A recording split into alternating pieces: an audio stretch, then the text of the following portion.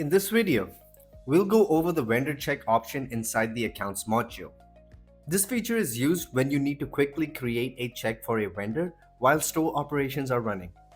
To begin, open the accounts menu and select vendor check. Unlike other modules, vendor check does not open a full page. It opens directly as a pop-up window called write check. Inside this window, you can enter the check details. First, select the bank name. This is the bank account the check will be written from. Next, then select the date for the check. After that, choose the payee name. This is the vendor or person the check is being written to.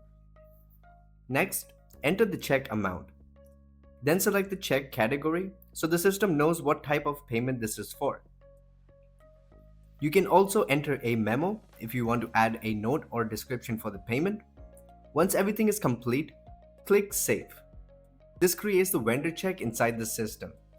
After the check is saved, you can find it later in your checkbook history. From there, you can review the check, reconcile it, or connect it with the daily book or purchase order if needed. Vendor check is helpful when you need to quickly record a payment to a vendor without going through the longer process first.